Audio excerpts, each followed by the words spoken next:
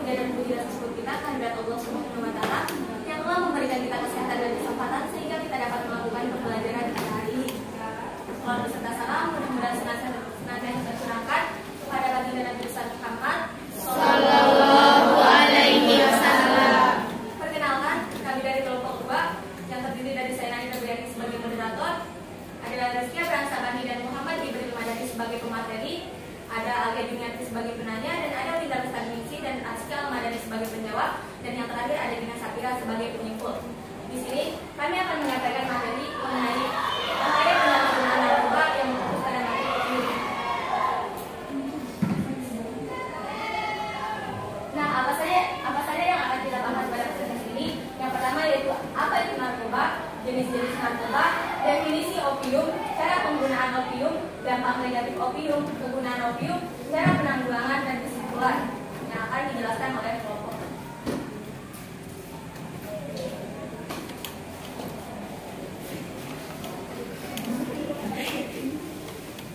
Sebelum kita masuk ke dalam narkotika jenis opium, kita harus ketahui dulu apa sih itu narkoba.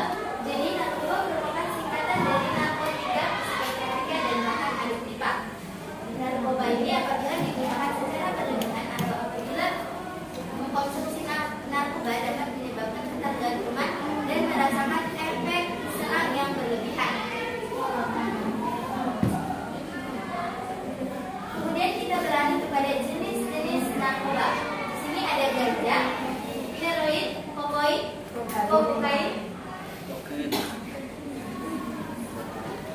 ekstasi, sabu-sabu, morfin.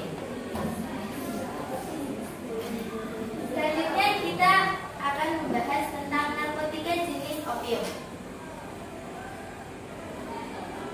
Apa sih itu opium? Jadi opium adalah getah bahan baku pembuatan narkotika yang diperoleh secara alami dari buah candu. Opium merupakan narkotika jenis golongan 1. Narkotika jenis golongan 1 merupakan jenis obat-obatan yang paling berbahaya karena jenis ini memiliki efek adiksi sangat tinggi atau mampu membuat kecanduan dan ketergantungan penyalahgunaan opium. Selanjutnya kita beralih kepada cara penggunaan opium. Nah, opium ini biasanya digunakan dengan cara dihisap. Selain dihisap, opium juga ada yang digunakan dengan ditelan maupun disuntikkan, tergantung penyalahgunaan opium. Opium memiliki rasa yang pahit karena kandungan akloid. Menyalahgunakan opium meningkatkan risiko overdosis. Kemudian kita beralih kepada dampak dari opium. Di sini ada dampak fisik dan dampak psikologis. Dampak fisik yang pertama adalah malas bergerak dan banyak tidur, denyut jantung bertambah cepat, kejang-kejang dengan pupil mata mengecil, tekanan darah meningkat, berkeringat dingin dibarengi dengan mual dan muntah. Selanjutnya ada luka pada sekat rongga hidup. Kemudian dampak buruk psikologis yang ditimbulkan. Yang pertama adalah depresi berat, rasa lelah yang berlebihan, apatis, gugup, gelisah dan merasa curiga, rasa gembira berlebihan dan banyak bicara namun cadel, rasa harga diri meningkat.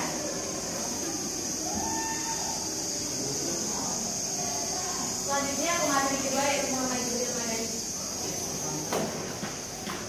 Selanjutnya kita bahas tentang kegunaan dari opium atau tanaman candu.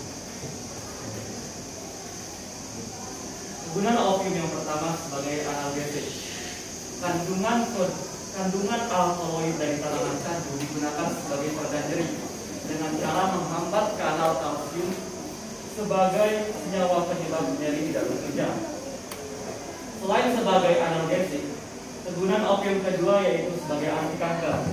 Jenis alkaloid dari candu yang dapat melawan sel kanker yaitu noskapin, kodionon, dan morfin.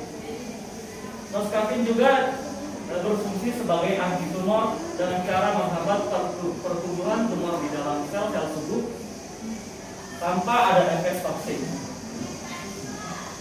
Selanjutnya, kegunaan opium itu sebagai anti antioksidan. Biji pada tanaman kandung mengandung vitamin C dan vitamin E yang dikenal sebagai antioksidan bagi tubuh. Tidak hanya itu, gubaran opium juga sebagai anti diare. Kandungan kodein dalam tanaman candu atau opium ini dapat mengatasi diare akut dengan cara menghambat pergerakan usus dan menurunkan volume feses.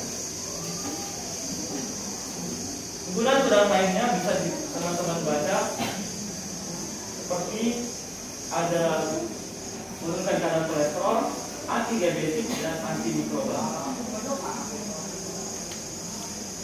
Kemudian cara penanggulangan dari opium itu sendiri dengan cara berhenti atau mengurangi sedikit demi sedikit dari penggunaan opium, ataupun dengan cara melakukan rehabilitasi di tempat rehabilitasi.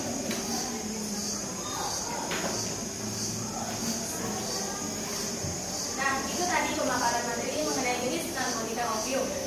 Selanjutnya kita akan membuka kesempatan lebih lanjut mengenai diskusi tentang materi yang telah disampaikan tadi. Untuk para audiens, silakan bisa menanggapi.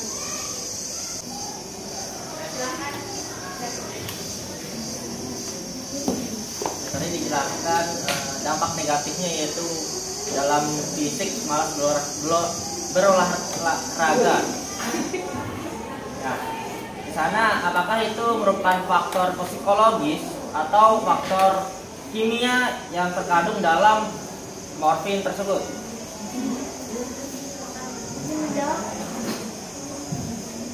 Pada narkotika jenis opium ini tidak terdapat kandungan kimiawi, dikarenakan tanaman ini adalah tanaman yang alami, langsung diambil dari buah tanaman. Jadi itu merupakan faktor psikologis. Apakah benar? Di sini saya akan menjawab pertanyaan dari David yang pertama. Morfin bisa menyebabkan efek hipnotik sehingga seseorang bisa mudah mengantuk dalam waktu yang cepat. Penyalahgunaan morfin banyak menghabiskan waktu untuk tidur dan tidak melakukan apa-apa. Biasanya penyalahgunaan morfin tidur tidak tahu waktu, baik itu siang ataupun malam. Terkadang juga para penyalahgunaan morfin tidur di siang hari dan bangun ketika malam hari, yang menyebabkan gangguan tidur bagi para penyalahgunaan.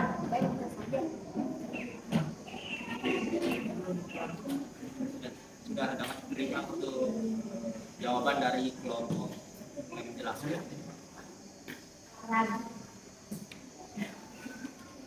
Baik, itu tadi penyampaian materi mengenai bahaya penyalahgunaan narkoba. Selanjutnya akan disajikan kesimpulan ilmiah Sakura. Baik teman-teman, kesimpulan yang dapat kita ambil dari materi yang tadi adalah opium adalah jenis narkoba golongan 1 yang merupakan jenis narkoba paling berbahaya bagi tubuh. Selain itu, opium ini memiliki sifat adiksi yang tinggi sehingga dalam penggunaannya hanya boleh digunakan untuk pengobatan ataupun penelitian. Nah, jika kita lihat dari manfaatnya, opium ini bisa dimanfaatkan untuk mengatasi rasa sakit ataupun meredakan rasa sakit. Nah, rasa sakit seperti akibat pembedahan ataupun rasa sakit lainnya, sehingga jika dimanfaatkan akan berguna bagi penggunaannya. Namun, jika sebaliknya, jika penggunaannya tidak baik, maka akan berdampak buruk bagi kesehatan. Nah, seperti kerusakan hati, ginjal, dan juga anggota tubuh lainnya. Nah, selain itu juga dampaknya bisa menghilangkan kesadaran, euforia, dan resiko HIV. Infeksi lainnya pun bisa terjadi. Nah, oleh sebab itu perlu adanya solusi untuk berhenti menyalahgunakan narkoba. Bisa dilakukan dengan menghentikan penyalahgunaan opium sedikit demi sedikit, atau bisa dialihkan pada hal yang lain yang lebih positif dan lebih berguna bagi tubuh kita, ataupun rehabilitas. Nah, penyampaian materi tadi juga sekaligus menutup presentasi kami pada hari ini. Kurang lebihnya kami mohon maaf. Sekian, wassalamualaikum warahmatullahi wabarakatuh.